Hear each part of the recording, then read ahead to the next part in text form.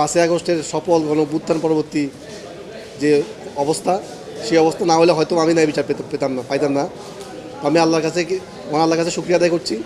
পাশাপাশি আমার আইনজীবী প্যানেল, আমার শুভাকাঙ্ক্ষী, বিশেষ করে যারা গণমাধ্যম কর্মী, যারা সামাজিক যোগাযোগ মাধ্যমে আমার বিষয়ে সরব থেকেছেন, দুর্নীতির বিরুদ্ধে সোচ্চার থেকেছেন, তাদের প্রতি এবং দেশবাসীর প্রতি কৃতজ্ঞতা জ্ঞাপন করছি। যাতে আমি আমার বয়স অল্প, প্রায় 37 চলে, আমি যাতে সামনের দিনগুলো দুর্নীতির বিরুদ্ধে কমিশনের আদেশে আদিষ্ট হয়ে আমি একজন কমিশনের সৎ কর্মচারী হিসেবে চলতে পারি, সেজন্য আমাকে দোয়া করবেন। অবশেষে বলবো, আমার সাথে দীর্ঘ সময় যারা ছিলেন তাদের সবার প্রতি কৃতজ্ঞতা জ্ঞাপন করছি। ন্যায় বিচার প্রদানের ক্ষেত্রে আজ আরেকটি মাইল ফলক যোগ হয়েছে। সেটা হচ্ছে একটি বহুল আলোচিত ঘটনা ছিল, যা আপনারা জানেন, যে দুদকের উপসহকারী পরিচালক মোহাম্মদ শরীফউদ্দিন, যাকে 2022 সালে চাকরিচ্যুত করা হয়েছিল 3 মাসের বেতন দিয়ে। তাকে স্থায়ী কর্মচারী হওয়া সত্ত্বেও 3 মাসের বেতন দিয়ে দুর্নীতি দমন কমিশন যাকে চাকরিচ্যুত করেছিল, এবং তার এই মামলা নিয়ে আমরা 2022 সাল থেকে লড়াই করছি। তার ওই চাকরিচ্যুতি আদেশের বিরুদ্ধে চ্যালেঞ্জ করা রিট পিটিশনে যে রুল নিশি জারি করা হয়েছিল, সেই রুল নিশি আজকে চূড়ান্ত শুনানি শেষ হয়েছে এবং সেটার রায় ঘোষণা করা হয়েছে। সেই রায় অনুযায়ী এই রায় পাওয়ার 30 দিনের মধ্যে তাকে চাকুরিতে জ্যেষ্ঠতা সহ সকল বেনিফিট সহ বকেয়া বেতন সহ চাকরিতে পুনর্বহালের নির্দেশ দেওয়া হয়েছে। এবং সেই সঙ্গে তাকে দুদক কর্মচারী চাকরি বিধিমালার 54(2) ধারায় যে চাকরিচ্যুতির আদেশ দেওয়া হয়েছিল, সেটাকে ভয়েড অব ইনিশিও বলা হয়েছে, অর্থাৎ প্রথম থেকে ওটা বাতিল। এবং এই ডিক্লেয়ার করা হয়েছে মাননীয় আদালত কর্তৃক যে ধরে নেওয়া হবে যে তিনি সবসময় চাকরিতে বহাল ছিলেন, এভাবেই তাকে ট্রিট করতে হবে। আপনারা আরও জানেন যে কী কারণে তার চাকরিটা গিয়েছিল। এটি ছিল একটি দুঃখজনক ঘটনা, যে একটি রাষ্ট্রে একজন কর্মচারীকে দায়িত্ব দেওয়া হয়েছিল 130টার মতো মামলা তাকে দেওয়া হয়েছিল তদন্তকারী কর্মকর্তা হিসেবে তদন্ত করে রিপোর্ট দেওয়ার জন্য।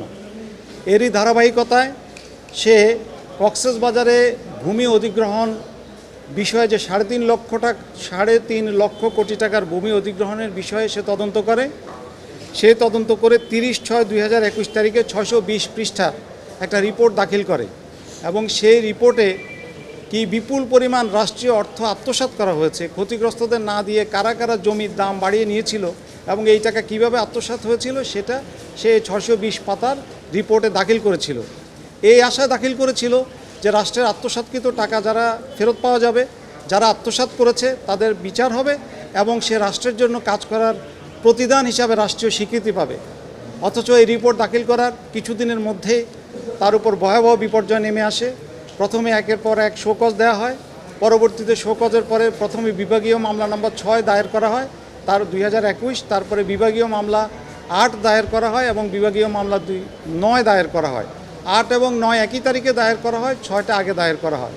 এই মামলাগুলো দায়ের করা হয়েছিল দেশের ইতিহাসে অনেক বড় একটা স্ক্যাম 620 পৃষ্ঠা রিপোর্টের মাধ্যমে রাষ্ট্রের কাছে এবং দুর্নীতি দমন কমিশনের কাছে জমা দেওয়ার পরে।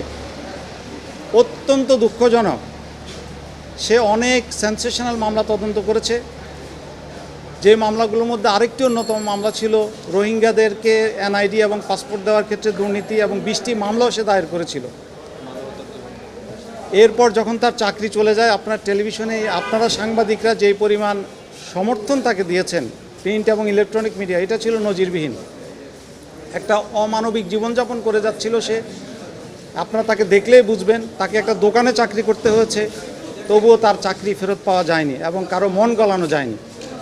সেদিন কেন এটা হয়েছিল? কারণ তার রিপোর্টে যাদের নাম এসেছিল তারা সেই সময়ে অনেক শক্তিশালী মানুষ ছিলেন।